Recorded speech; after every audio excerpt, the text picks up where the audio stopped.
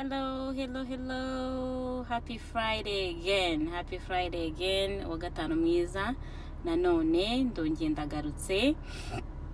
Nkuko bisanzwe ndi Chantal Hakiza, ndi mama w'abana batatu, ndi marié. Maze imyaka 14 nubatse, ntuye muri Amerika muri leta ya Georgia Atlanta.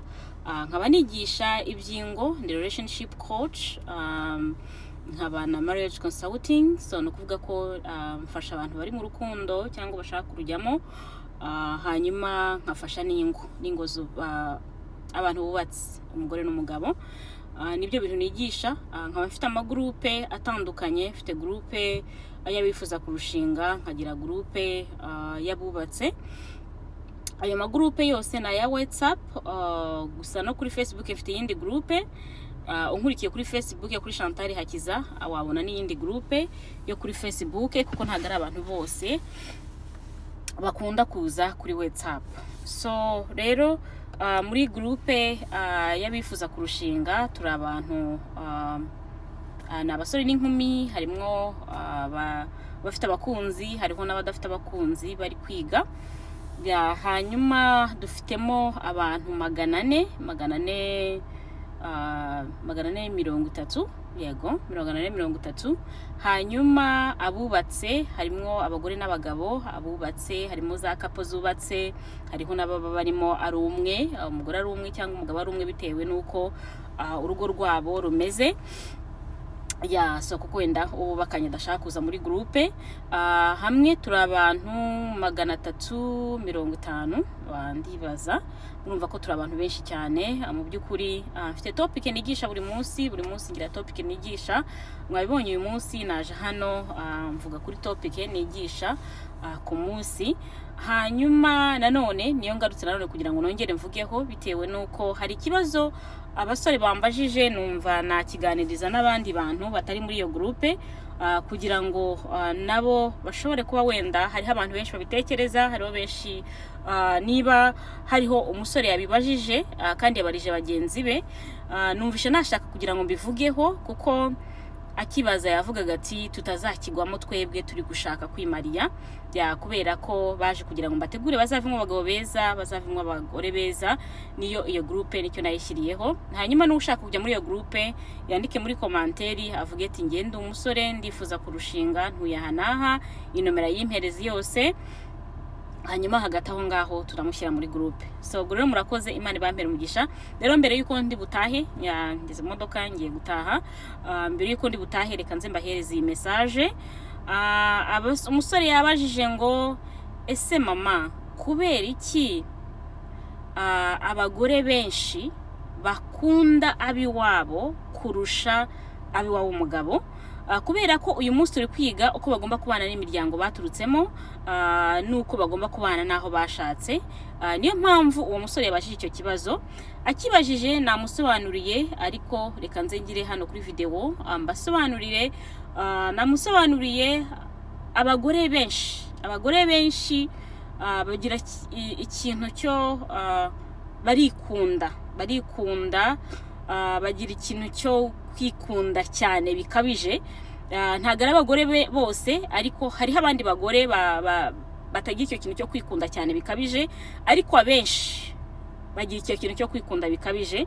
Rero akaba ariyo mpamvu bakururira abagabo babo iwabo, kandi n'abagabo nabo babakurura, nabo abagabo bakemera, kubera ko umugabo iyo yakunze ntacyo ashobora kutaguhereza. Umugabo iyo yakunze akunda nabi wanya akabagira ababyeyi be. Niko abagabo bateye. Abagabo n'abana beza cyane, ariko umugore iyo yagukunze aba yumva yakwikubira. Nubwo still abagabo bakunda no kujya hanze, ariko ndagira nkubwire ngo umugore we wese agufashe uryamanye n'undi mugore atari amagambo gutyo yumva, abenshi arakwica, abenshi ahita gushutinga, kubera ko icyo kintu dufite muri twebwe turikunda cyane tuba twumva ko ibintu byose byiza bigomba kuba kuri twebwe. So rero akaba ariyo mpamvu umugabo bamukururira kuba iwabo cyane, kubera ko abagabo bo bafite icyo kintu cyo kuvuga ngo njyewe iyo nkunze ndakunze, akumva ni wowe yakunze, akumva yaguhereza ibintu byo byose umugabo yagukunze ntacyo atashobora kuba yaguhereza. Niyo mpamvu nkunda kubabwira ngo umugabo iyo yagukunze ntacyo adashobora kuba yaguhereza, ntashobora kukuburira umwanya uko byagenda uko ariko kose, sibyo? Mimwe biva kuri icyo kintu. Noneho kwa kundi umugore amukuruye cyane akamuzana iwabo cyane, akagenda agafasha abiwabo, agahamayo kubera ko rwa rukundo rwinshi amufitiye, akumva nyine yamuhereza ibintu bye byose. Ariko ni ikosa rikomeye cyane ku bagore bakora ibintu nk'ibyo ngibyo. Mu by'ukuri uyu mugabo wamushatse afite abamubyaye, afite mama yamubyaye, afite abavandimwe be, nabo bakeneye gufashwa uko byagenda uko ariko kose. Icyo kintu nkunda kubibwira abagore bafite icyo kibazo, kuko hari n'abagore bansanga bakambwira ati mfite kino kintu, ntago nzi icyo nshobora kuba nakora kugira ngo iki kintu kimvemo. Mba numva ko umugabo wanjye agomba gufasha abiwacu gusa, ariko yafasha abiwabo nkumva ikintu kiragize. Nicyo nabwira buri mugore wari we wese, senga Imana, Imana izabigukuramo, kubera ko umugore wari wese ukunda Imana ntago yikunda cyane bikabije nkuko nguko. Hanyuma rero ku basore bifuza kurushinga, avuga ati ngewe ese nabigenza gute kugira ngo ntazagwa kuri uwo mugore umeze gutyo uzankundisha abiwabo gusa, abiwacu akabibagirwa, ese nabigenza gute? Ubundi noroma bihera muri cyagiye muri guteretana. Bihera muri cyagiye muri guteretana, ukabona umukobwa arakubwira ngo iwacu bararwaye, mama ararwaye, papa ararwaye, muvandimwe wanjye ararwaye, mpa amafaranga agira gute, nawe ukaguma umuhereza kubera ko umukunda. Ariko ukumva nta na rimwe ajya mentioninga umuryango w'iwanyu, nta na rimwe ajya kubwira ati ariko se mama araho, ese papa araho, ese abavandimwe baba barakomeye. Uwo mugore uzahita umenya ko ari muri ba bandi benshi ndi kukubwira bakunda cyane abiwabo kurusha abiwanyu. Hanyuma rero wa musore we hagararira aho ngaho, kuko uyu mugore niko azabigenza. Ahubwo namara kumushaka, mumaze gushakana, noneho bizazamba burundu. Azahita agira gute? Azahita gutwara neza burundu, wegamire kubi wabo, abiwanyu mu bibagirwe. Ariyo mpamvu abagabo benshi abasore benshi iyo ababyeyi babangiye ko bagomba gushaka umukobwa kanaka, kubera ko cya kintu cy'ubugabo cyo kuvuga ndi umugabo, kubera ko ushobora kumbuza gukora ibindi ngomba kubikora kuko ndi umugabo, ngomba kudesida, usanga kenshi batwaye umukobwa kandi waba bamaze kumwanga. Ni kubera icyo cya kintu cyo kuvuga ngo namukunze uko byagenda uko ariko kose, naba ngufite ntagufite wa mama papa, ngewe uyu mugore nzamutunga. Ugasanga nyine kenshi nyine noneho aragutwaye neza burundu, uragiye wibereye iwabo, wibagirwa biwanyu. Rero kenshi biva ku bagabo. Niba wa musore we ubona ukunda n'umukobwa umeze gutyo, uhora gukururira iwabo cyane kurusha abiwanyu, ubu ugomba kumuhunga kubera ko nimumara kubanaho noneho bizazamba neza burundu, azagutwara. Burya rero uzamarebe na bamama banyu niko bameze, kuko abagore barikunda cyane bikabije.